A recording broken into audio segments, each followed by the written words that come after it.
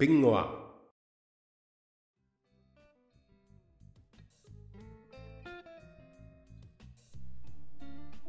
Hey, it's Mary from Pingwa. Welcome. So glad you're here.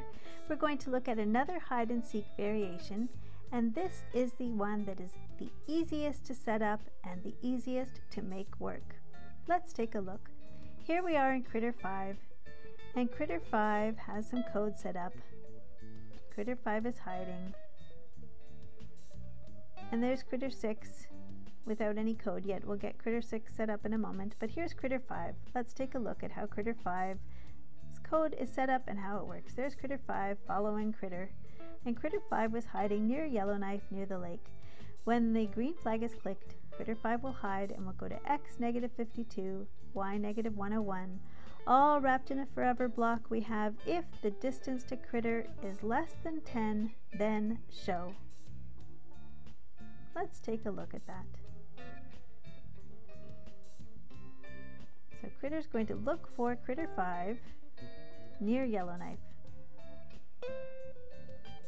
Off Critter goes.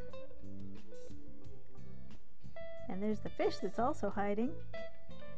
Can Critter find Critter 5? Yes, there's Critter 5, and Critter 5 wants to go too. Off they go together. So let's take a look at Critter 7. And the green flag is clicked. And Critter 7, who's hiding up here behind this rock. Forever, if something happens, then show. Let's go to the blue sensing blocks and get the, not the touching one, because remember you can't touch an invisible or hiding sprite. Let's get that distance to something. And we can use the drop down menu to make that say distance to Critter, but look at the shape. It's a rounded edge, and inside the middle of the if-then control block is a hexagonal shape. What we need is a green operators block, and we can choose greater than, less than, or equal to, but let's take the less than one. Green operator blocks give us equations, math equations, to help us use code, and these openings are rounded, so we can pop that if distance to Critter into the first opening, and we can change that second opening to be any number value that we want. And let's test some. You can see I can put any number I want in there, but let's test 100. And let's see what happens. So we're at Critter, looking for Critter 7, who's hiding up behind those rocks there. And we're using the purple looks blocks to hide Critter at the beginning, show Critter if he gets in the right spot, and yes, also go into the front layer because Critter 7 happens to be hiding behind a rock. Let's try 50 because 100 made Critter show up right away at the beginning even before other Critter had moved. Let's try 50 and see how far away Critter needs to be from Critter 7. Up, there he pops. They're still pretty far apart. So 50 might not be the right number for me to choose. 100 was too large, 50 was probably a bit too large. Let's try 25. Less than 25. If the distance to Critter is less than 25, show and go to the front layer in front of that rock. The front layer, because at the beginning he's hiding and happens to be behind the rock. Oh, there he goes. And Critter had to be pretty close to Critter 7. So 25 is a good number for us this time. Let's take a look at Critter 6. Critter 6 is hiding way up there by Inuvik. And right now we don't have any code yet. Critter 6 is at x -136 and y -1, but there isn't any code yet to help that Critter be found and to show. So let's set him up. In the orange control blocks we need a forever block, which will help continue to run any code that is inside of it. And inside that we'll get another orange control block, if something then. So wrapped in that forever block to keep the code inside running, to keep checking, continually checking to see if something is happening then.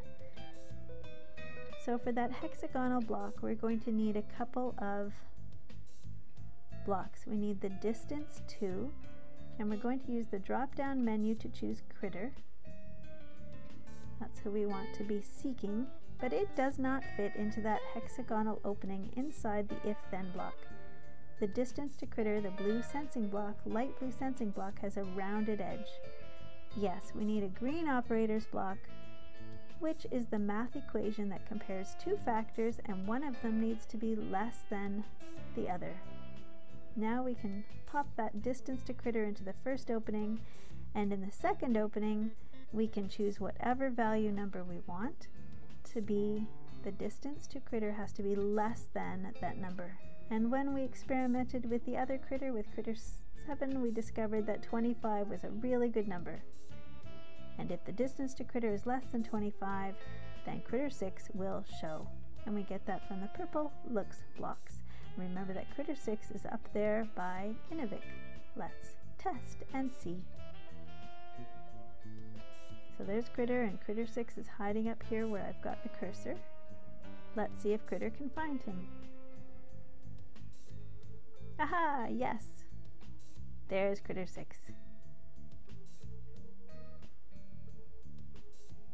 And critter 5, remember, is down near Yellowknife and is also set up with the if distance to critter is under a certain number. There's the fish, and there's critter 5. And critter found was found and is showing, and they're off on their way to Iqaluit. And once critter 5 shows, he gets this message and says, I want to go to, and follows critter. And we have that also set up with a distance to critter, but a greater than distance. And we'll be looking at that in an upcoming tutorial.